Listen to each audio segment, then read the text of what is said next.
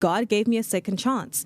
So I cannot shrink. It's like not even an option for me because I've been put on this earth for a reason. So because that was my early start to life, I found opportunities to be visible. I found opportunities to take advantage of the gift that I've been given, which was just being alive. Welcome to the Blow Your Mind podcast. If you're trying to figure out who you are, where you're headed, or how to trust yourself in the middle of it all, this show is for you. I'm Erika. I grew up in a trailer park on food stamps, and I went on to build a multi-8-figure award-winning company without a safety net and without pretending it was easy. I'm now a CEO, a best-selling author, and a philanthropist. And what I've learned is this: real confidence isn't a feeling. It's self-trust built through evidence. This is a place for real conversations. You'll hear from me and occasionally my husband, Chris, as we talk honestly about real life and the standards and decisions that separate talk from results. Let's blow your mind. You guys are in for a treat today. Today on the podcast, we are joined by Cindy Dodd, an award-winning marketer, a global speaker, and the co-founder and COO of Pima.io, one of the fastest growing marketing companies in the country. Cindy started out as a corporate analyst, then built a career coaching company that trained 150,000 job seekers before co-founding Pima.io with her husband and growing it into an Inc. 5000 company. What I love most about Cindy is what her story says about resilience, self-worth, and bettering yourself even when everything looks like it's falling apart.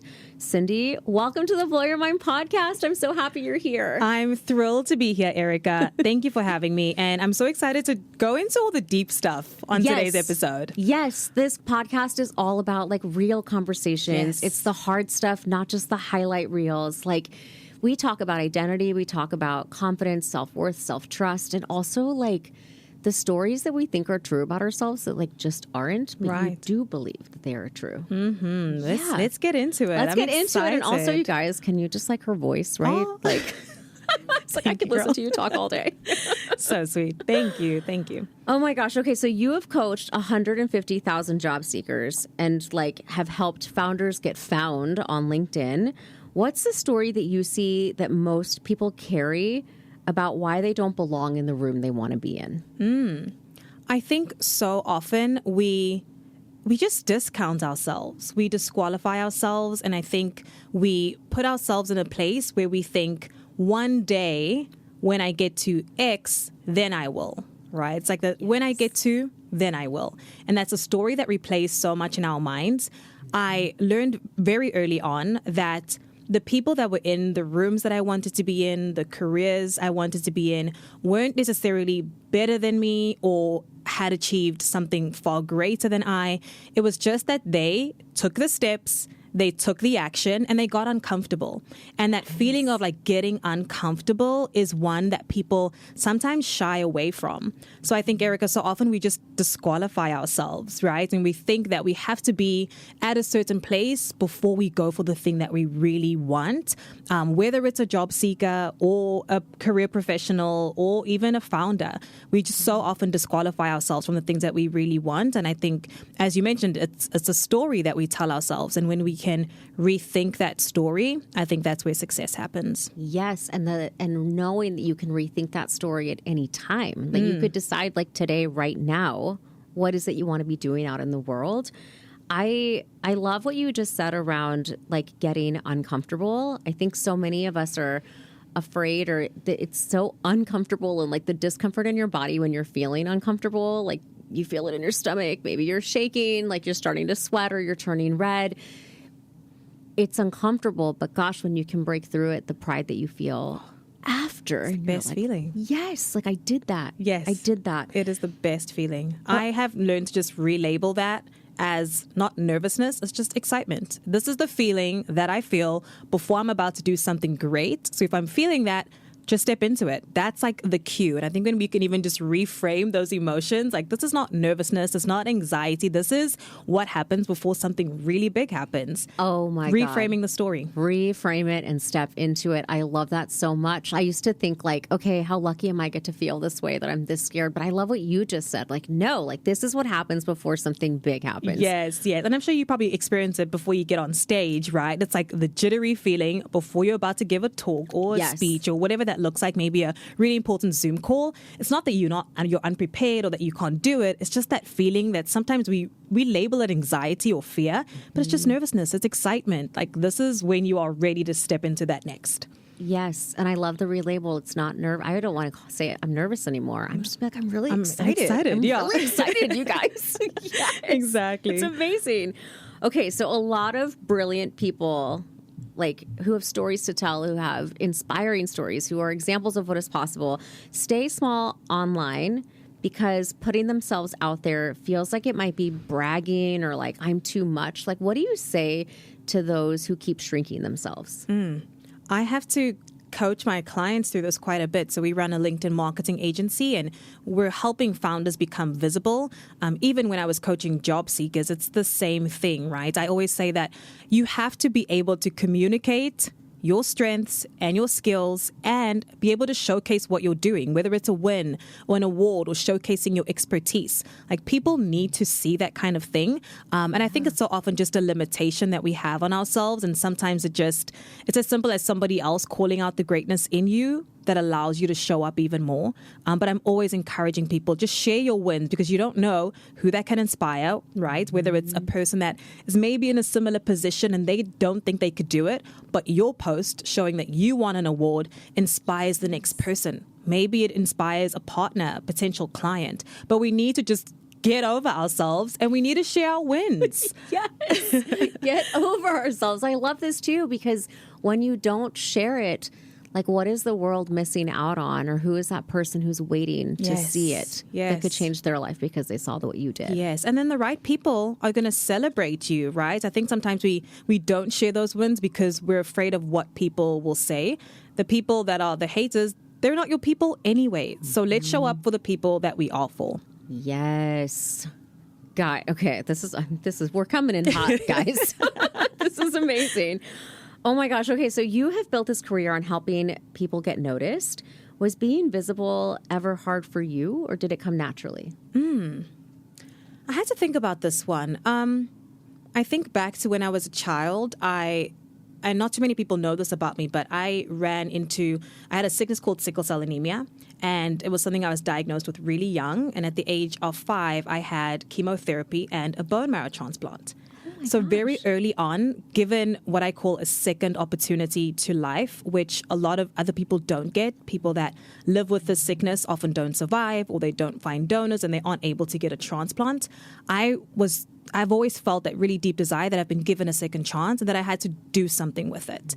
So when you face something like that very early on in life, you're very cognizant of the fact that every day is a gift. Every day that I'm on this earth, I get to be alive. I get to live out my purpose. I'm a woman of faith. I believe in my God-given purpose and that God gave me a second chance. So I cannot shrink. It's not even an option for me because I've been put on this earth for a reason. So because that was my early start to life, I found opportunities to be visible. I found opportunities to take advantage of the gift that I've been given, which was just being alive.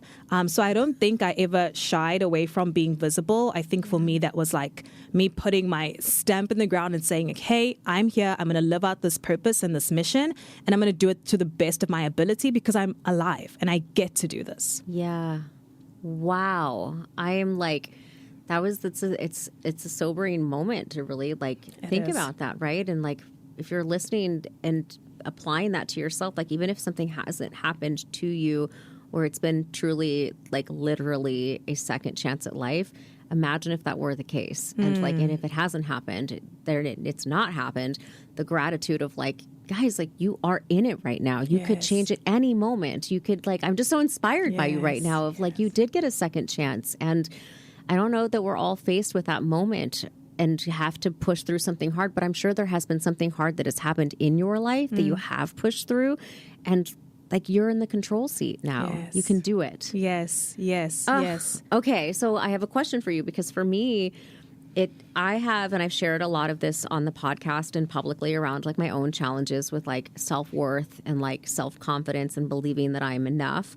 And you're so great at strategy. So I want to know, how much of getting seen out in the world really comes down to what someone believes that they are worth? I think it's everything. I always say that every strategy starts with mindset. Right? Like the story that you tell yourself, which we were mentioning earlier, the belief that you have about yourself, right? If I believe that I deserve a certain award or that I should be going for a certain thing, that's going to dictate my actions. So it all starts with belief. And I think belief leads to how we act, how we respond, and then the steps that we take to get towards our goals. And if we don't have that initial strong belief in ourselves, in our potentials, in what we think we can achieve in this world, there's no way that we're going to achieve that next level or whatever the goal is. Yeah. So I think belief it's the foundation, right? And if you're not believing in yourself and the fact that you could do it, you're not encouraging other people to believe in you first. I think it starts with yourself.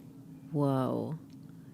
You're not encouraging other people to believe in you. Like, I think people always say, like, no one's coming to save you or it's up to you. But it's not even, it's about what you're attracting, right? Yeah. When you believe in you, other people are like, I'm going to get on this train. Yeah, they buy in. Yeah, they come on the train and they support you and they encourage you because they see how much you believe in yourself and in your vision. Yes. Mm-hmm. And I think, even just, because it's easier said than done, right? It's easier to say, believe in yourself. Yeah.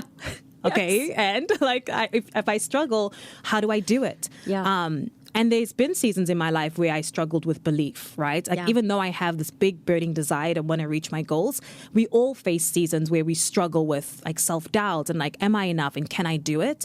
Mm-hmm. And for me, like daily habits are everything. And I always start my day with like morning intention. So I write out my affirmations, the person that I believe I am, right? Like these I believe statements, I am this, and I write them out and I repeat them because repetition creates patterns in our minds and they reinforce that belief. So every morning I write it out, I read out my goals, I make sure that I'm anchored in what I believe about myself today so that the rest of the day, my actions, how I'm going to show up for myself, for my team, isn't aligned with that bigger picture vision. I call her Next Level Cindy.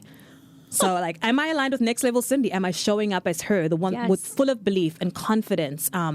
And am I returning back to that even in moments of challenges? Mm-hmm. But I think it is that, right? Finding the daily practice for you that anchors you in belief, in self-worth, in confidence. Yeah. And it looks different for everyone, but finding what those day-to-day habits are. Yes, and having the discipline to do it every day because we are human, so we are going to forget. You can have all the greatest intention in the world, but it's like a daily practice, as you said, to really remind yourself so you can go back and say, I'm going to continue to live up to this. Like, we're going to do it. We're going to get when there. Challenges come, right? It's so easy to forget because you get hit with real life. So it's so easy to forget. But if we can anchor ourselves in that daily, it just brings us back to the most important things and how we want to show up. Yeah. Okay, so I want to now turn it to you and your business and your husband, because before Pima.io was Pima.io, your husband Tim was running his own lead generation business. Paint this picture for us. Like, where were the two of you in your life at this point? Okay, so I had just graduated from college. So I was like, first roll out of college, I was working at an asset and wealth management company. I was set on climbing the corporate ladder. I didn't know how it was going to look like, but I was like set on it. And so I had just started working at a firm out of a WeWork. So, and it was interesting because she was like a female boss, like a solo founder. She had just started her own firm and I was her first hire as an analyst. So I came in and I was just really eager, first roll out of college. And my husband, our husband, Tim, his company was based out of that same WeWork. So we would just see each other like in, the hallways and in the kitchens and in the common areas at WeWork. And he was very persistent. He would come up to me every single day and ask for my name and he'd ask me what I'm doing. And he was just really, really persistent, and the rest is history. I love it. But we were at two very different stages of our lives, for sure. Yeah, but the two of you can feel it, and you work together, you do life together. That comes through your socials, which we're going to be linking on all of our stories or on our show notes. But I want to talk about, like, you guys, okay, so you meet, he's persistent, he gets you to say yes, and now you're married, you go on the honeymoon, and you find out that your business is like quietly collapsing. Like, take us to that moment and what it was like. Hard. Yeah. Really tough. It was both the best and like worst week of my life. And I think I've heard it said that you can only connect the dots looking backward, right? So like now in the place that we're at, it's phenomenal. And I'm like, all that made sense. But in the moment, it's like, what is happening? We just had the most beautiful wedding. My family flew in from South Africa, from Congo. His family flew in. We had this incredible wedding, which we spent all our savings on. I had just started my coaching company. I'd kind of transitioned out of the wealth management firm, and I was coaching. It hadn't taken off yet, although I was doing quite a bit of coaching. It wasn't enough to sustain the two of us. Yeah. And so his business was collapsing the week of our honeymoon. I just see him on calls, and he was super busy. I'm thinking, what call is so important during our honeymoon, right? Like, we just got married. And then he told me that, like, his business was collapsing, that employees were poaching clients from the inside, that the culture was really toxic. And so everything pretty much collapsed the week of our wedding. And it was just the hardest time. I don't even call it rock bottom. It was like the grave, And I was thinking, like, how do we dig ourselves out of this hole that we've put ourselves into? And that kind of birthed Pima.io. But to answer your question, the most difficult and challenging time of my life, for sure. What made you feel like you could rebuild it, that you could do something different together? I want to say it's the resilience in me. Maybe it's that just immigrant mentality of I'll figure it out, and I rather give it everything and try than fail. And I remember this moment, we were laying in bed in the middle of the night. He was up. And when Tim is up, I'm up, because we're just always so connected. And so if he's up and he's tossing and turning, I'm awake. And I look over to him and I could just see he's really stressed out. And I just said, what if I stepped in and helped? My background was in career coaching, so I understood like culture, I understood HR operations. I know Tim is excellent at marketing and sales, and so it just made sense. Like, surely we can figure out how to get ourselves out of this. And so I just stepped in and helped, and realized through the process that we have very complementary skills. So me being more operationally inclined, so yes, I'm a visionary because I'm an entrepreneur, but I'm more operationally inclined, and he is more inclined to marketing and sales. Our skill set fits so well together. We're so 100% complementary that it was almost, as I mentioned, like in hindsight, I see it was meant to be, but in the moment, very challenging. I love that you said, though, you believed that you could figure it out. And I think that's the biggest thing I love for my audience to take away. It doesn't matter where you are in your life. Like, I truly do believe things are figureoutable, right, in life. And it's just, do you believe you can do it? And can you trust yourself to just keep going? And as I think about you now and I see you today, I mean, I just read your intro and you're like you are now at the height of your career. You're building things. You're being noticed. And you've become a trailblazer in your industry. But when you were starting out, was there anyone that looked like you when you were doing this, or that you looked to for inspiration? And like, what does it mean now to you're that person for someone else? Yeah, that's a great question. I think about my first boss out of college. She was, as I mentioned, an entrepreneur. It was her first business. Her whole career was built in the finance, asset, wealth management space. And so seeing somebody like her create a company from scratch and hire me, that was like my first, I want to say, role model of a female entrepreneur. Okay. I also, though, grew up with my parents being entrepreneurs. My parents are both doctors, and they always ran private practice. So I kind of saw it in action, but I never saw a Black woman in lead generation. Yeah. That was like unheard of in an industry that is, just so. What is the word? It's so male dominated. And then you think about the bro marketers that everybody talks about. It's real. Yeah. And so stepping into an industry where I didn't see Black women was challenging. I would step into rooms where it was all white males and I would be the only Black female. So it was uncomfortable, and I'm very mindful of that.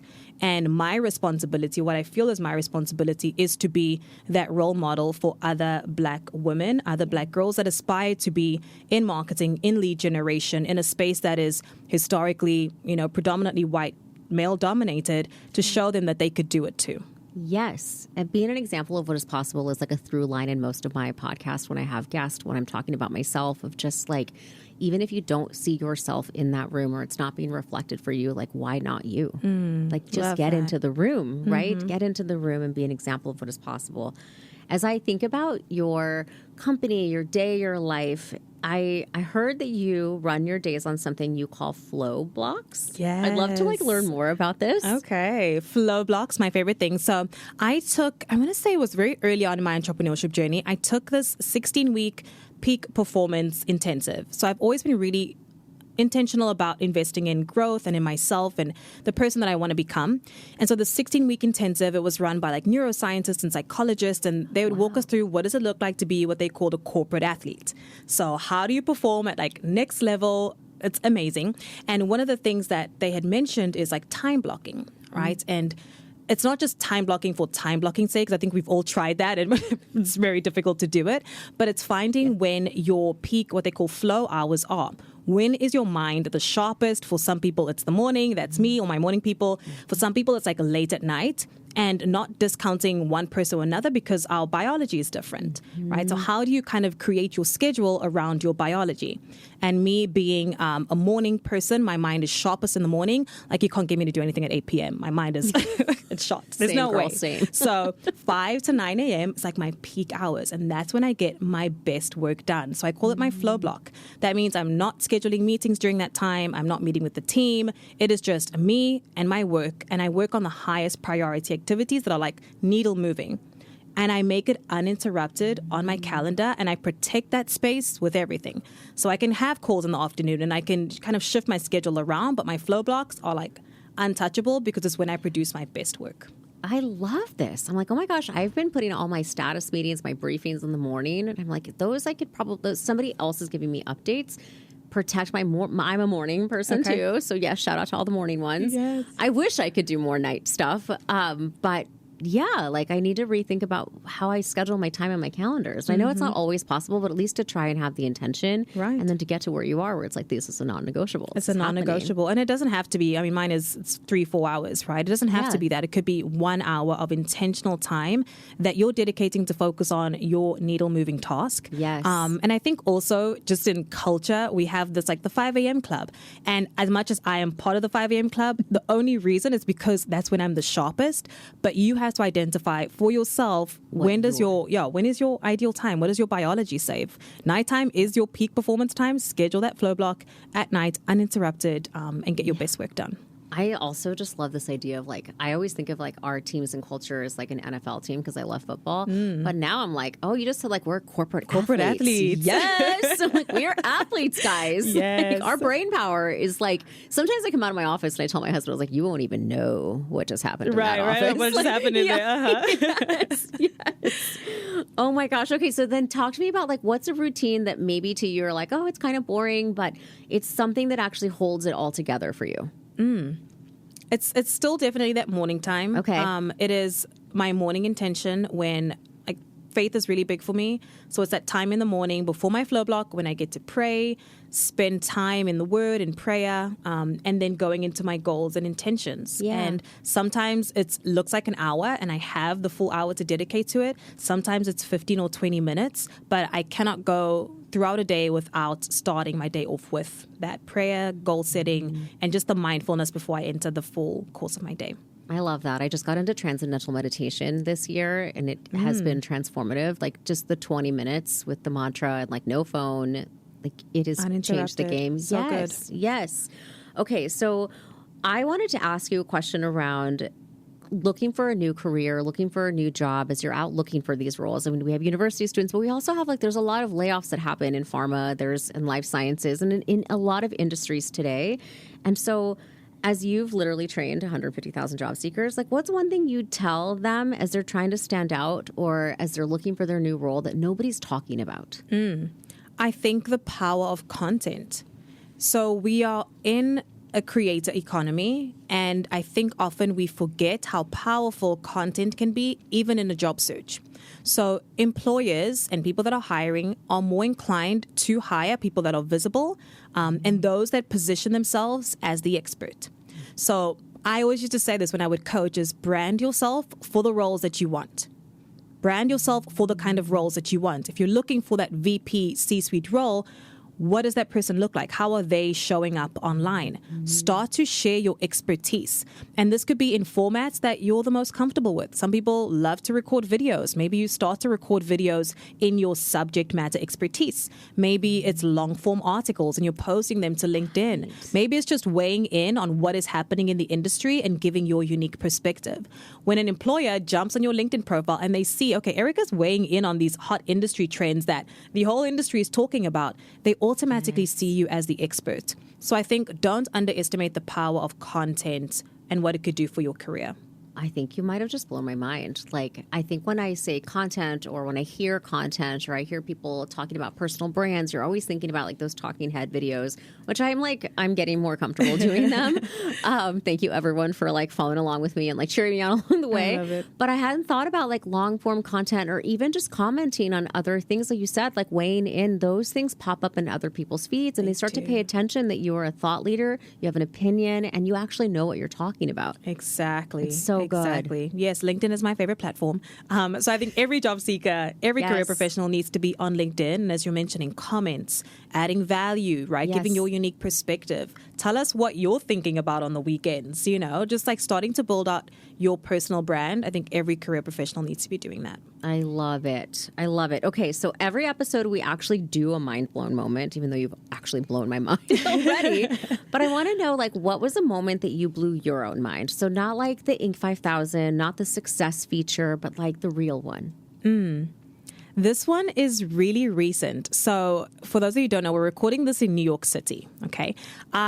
When I first was applying to colleges in the US, I really wanted to go to NYU. It was like a dream of mine. I was like envisioning what my life would look like in New York. I did not get into NYU, but I got into a college in Miami. It's called Florida International University. Shout out Panthers. And so that's where I went. Yeah. And of course, and as I mentioned, right, you connect the dots looking backwards. So that was where I was meant to be for sure. And it was amazing. But I always had this draw to like New York City and what I wanted my life to look like. So we came to New York this week, New York Tech Week with my husband, and we were just walking the streets and we happened to like walk past NYU. And I was like, oh my goodness, I didn't go to NYU, but I'm in New York during Tech Week. I have a bunch of events that I'm doing. I am advising for some really large organizations. Like this is the life that I envisioned when I was applying for colleges. And that realization this week that I'm in the spot that I wanted to be in a different capacity, but I'm here, was mind-blowing. So it's crazy that it happened this recent, but yeah, definitely left me emotional for sure. I love that so much, and just taking a moment to be like, I am living the life I dreamed of. Yes. And it's not the path I thought I was going to be here. I mean, you literally were in like Florida, but that's where you met your husband. That's where like all of these other things happened, and you're here. Like this is... I'm just going to sit in that for I'm a going to sit minute. in that too. Yeah. I'm going to take that in. You're here during Tech Week. Wow. All of it. Just all of it is, I'm just, wow. Okay. Well, Cindy. We're both mind blown. I know. I just was like taking that in. I think it's so important. I talk a lot about in my framework, like the evidence and like taking the time to like celebrate and like track the things that you have done, but also to like recognize how far you've come. It is so important, and it's not bragging. It is just important because you will forget, because you're human and we're always looking to the next thing, and it's like, where are you right now? What have you done today? And you're in it. I love that it happened this week too. Wow. Okay. So unplanned, by the way. I know. Ladies and gents, this was so unplanned. So it's crazy that it happened this week. Okay, so something that we also do to end the episodes is a challenge. And so we put out a challenge to our audience where it's like, okay, for the next 7 days. So for you, like, what is something that you, either like a small thing someone can do this week to either bet on themselves before they feel ready, or is there something else you want to leave them with? I'm going to go back to content because I think that is applicable whether you are a job seeker, a career professional, an entrepreneur. Content is the currency of conversion, meaning anything that you want to convert in this life, whether it's getting a new customer, speaking opportunity, getting a new job, content can be that avenue to get there. So what would it look like for you to get uncomfortable and post a piece of content this week? Whether it's on LinkedIn, Instagram, TikTok, your favorite platform, pick it, take the step, post a piece of content, and I think pat yourself on the back that you did it, because really content is the currency of conversion.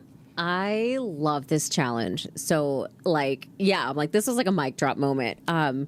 guys, in the next 7 days on LinkedIn, it's Cindy's favorite platform. It is. A video, comment on something, post a long form article, put thought leadership out there, and then tag us. Tag Cindy and myself. We'll be there cheering you on. We'll be your first. Like, yes, I will be on it commenting. Yes. Yes. Like, so make the post and do it scared. And it's going to feel so weird when you're actually hitting like the post to go live, but do it anyway. And we are going to both be there to cheer you on. Yes. I cannot wait to see that. Like, Me that is too. a perfect challenge. Cindy, oh my gosh, it has been so awesome to see you. I can't believe I've gotten to see you twice this year. Holy cow. What a treat. Yes. What a treat. Yes. And like if you are not following Cindy already, now you know who she is. And I'm sure you've been all inspired. I mean, I feel like I'm like walking on cloud nine. Like I just drank a Coke. Like I'm ready to like go do the things. She is on Instagram on the Cindy Dodd for Instagram. Also check her out on LinkedIn. Connect there because we got to be commenting back on your thought leadership you're going to be doing. And just check out her work on thecindydodd.com. Keep up with her and everything that she is building. Truly, thank you so much for being here. Thank you all for tuning in, for trusting in yourself, for keeping a promise to yourself. And we'll see you next time. Thanks for having me. Thanks for listening to the Blow Your Mind podcast. If something you heard today stayed with you, that's your cue. Apply one idea. Keep one promise to yourself this week, because that's how you blow your mind. If this helped you build proof, shift your identity, or have an aha moment, share your receipts on Instagram and tag me at Erika_Sinner. Leave a review wherever you're listening so more people can find this work and blow their minds too. I'll see you next time.